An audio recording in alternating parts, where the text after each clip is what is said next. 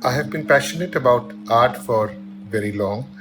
I have been visiting uh, galleries. I've had shows in galleries within India and outside, have had art camps for the last 20 years. And I've been enjoying getting art at public places, as can be seen with sculptures all around in the city of Mumbai. It was almost 50 days into the lockdown, and the news kept getting gloomier. The migrant workers crisis was happening, and I was constantly checking news and statistics and graphs about the rise of COVID cases worldwide. The whole idea started when I was associated with a hospital, and I saw the sacrifices that the nurses were doing, the doctors were taking, and then you saw all around policemen, the municipal commission people, NGOs, and all of them were sacrificing their self interest for the larger good of the people. And we thought, how should we honor them? In the early stages of the lockdown, I noticed a wall painting in Colaba done overnight of Irfan Khan soon after he passed away. And I sent it to Harsh, and he immediately replied saying he had an idea. And then the idea came is of creating a wall.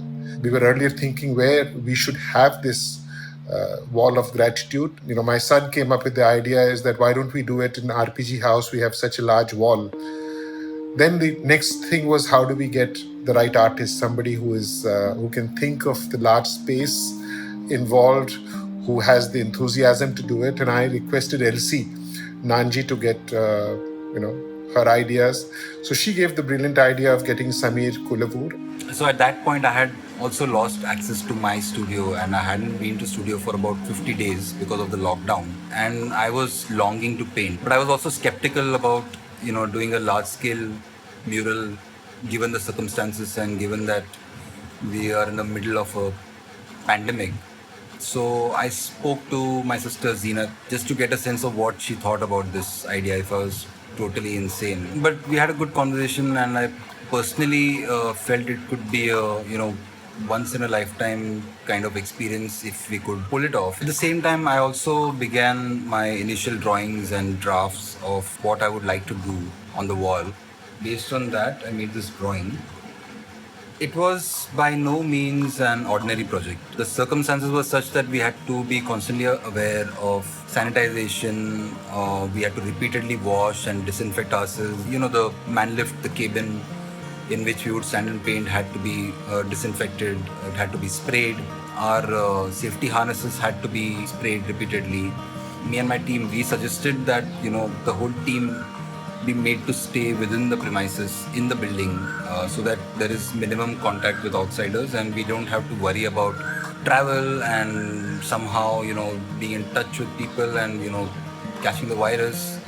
Getting permissions was not a problem, but there were a lot of challenges. How do we see that the artists work in that scale in a very safe way? We managed to get cranes. We wanted the right paints. Asian Paints was very helpful. And what we thought which would take about 15 days just took about 5 days. The entire effort that went behind the Wall of Gratitude was quite challenging as well as refreshing. I think during the mural, all of us had a very strict regime where we used to wake up really early in the morning around 5:30, and by 6:30 we were up and about on the crane. So during the mural, we were 6 artists, and because there were 2 cranes, 4 of us were always on the wall and 2 of us were always down as ground support if we need paints or mainly for directions, because if you draw a line at this distance, it always looks straight to you, but from down there it's probably not straight. Similarly, proportions of the body, perspective, amount, like the color, is it patchy, things like that. So it was a complete teamwork. 2 of us were always on the check. Is everything going all right? Is everything okay? These were some more of the drawings that I made as we worked. So when we were on the second row, we weren't sure what would come on the third row. So I kept it a little flexible so we could edit things as we go, add things as we go. These are the non-representational motifs that's loosely based on the statistics and the idea of flattening the curve.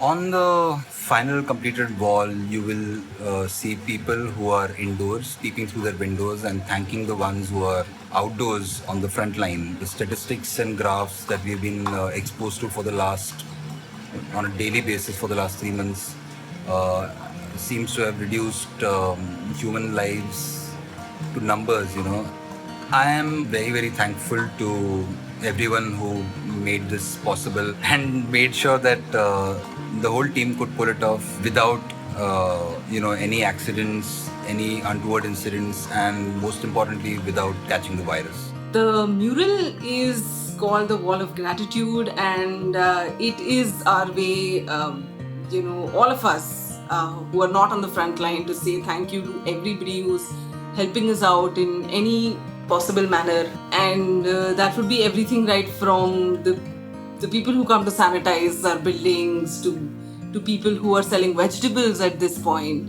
It's very risky, but they're still doing it. And I think while doing this mural, we were thinking about all of these people. And I think by the end of the mural, I realized that everybody at RPG House who helped us out, they were all warriors in themselves. And I'd like to thank each one of them and everyone else who's out there at this point, helping each other in every possible way. The wall of gratitude, as we call it, covers all the COVID warriors. It is an appreciation of the common man. It's all about flattening the curve and raising social awareness.